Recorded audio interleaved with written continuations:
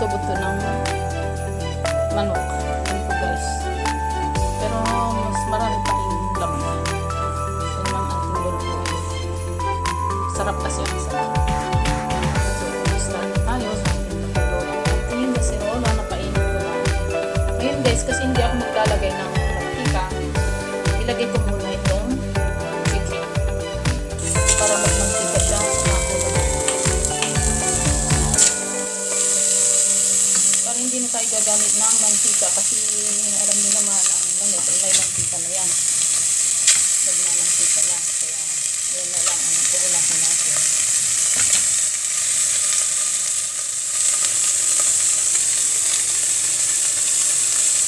Ayan na po siya guys. Nilagay na po natin ang ating chicken. Hindi natin hanggang sa mag-brown siya. Tayo natin na mag-brown siya at lumabas ang mantika.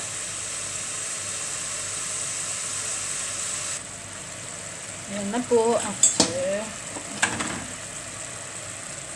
nagmantika na po siya. Ayan. Kaya hindi na natin kailangan ng mantika para hindi na mantika ang ating iluluto. Kasi minsan guys, madaming mantika, lalo na tumatanda na tayo, kailangan bawas-bawas sa mantika. Ayan. Kaya, ayan, pwede na siyang lagyan ng sibuyas. Ayan guys, ilagay na natin ang ating bawang. Igigisa na natin ngayon. Ayan, ang bawang.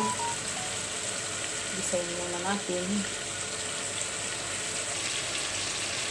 Guys, ilalagay na rin natin ang ating sibuyas. Madilim.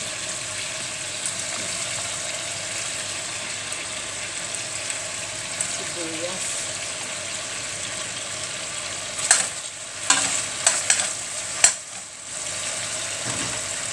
Hindi natin ng konti. Ito natin ng konti. Saka natin ilagay yung luya.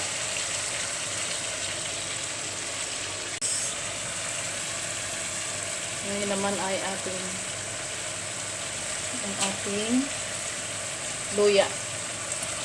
Yan po. Maraming luya. Mas masarap sa tinulaya.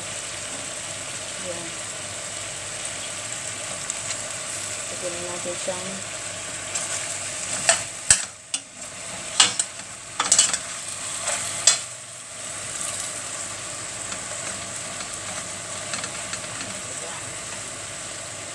dagdag na rin tayo lang. Wala akong pamintang buo. Kaya yun na lang.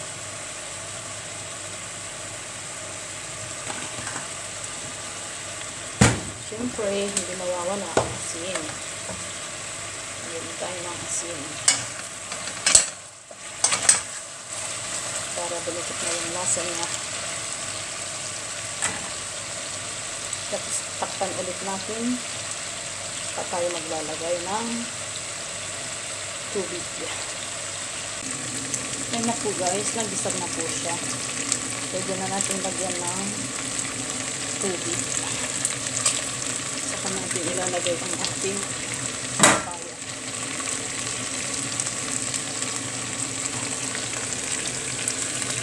Dilig.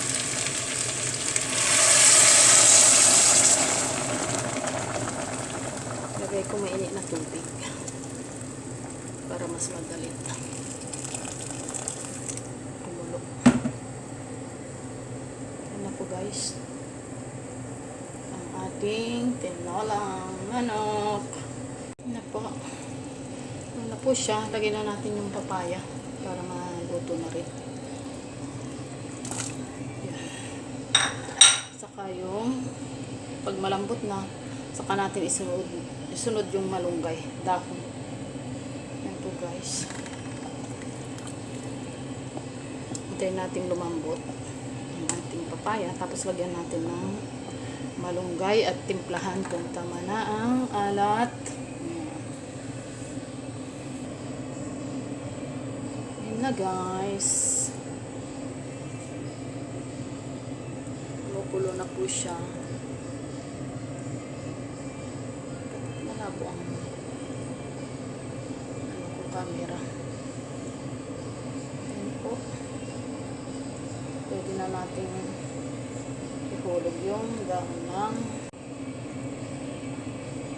ano po guys, magulo na po siya at malapit na rin maluto yung ating papaya, kaya pwede lang ilagay yung ating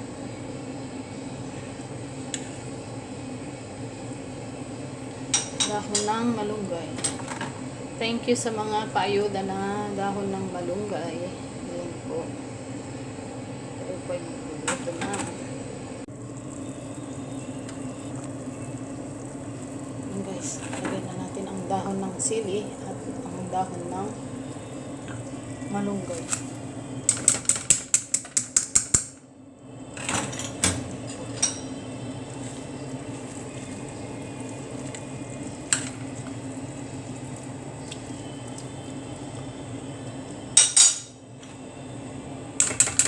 Sayang yung dahon ng malunggay.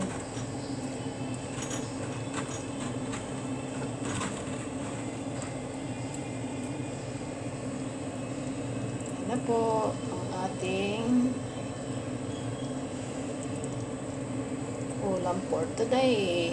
Tinulang manok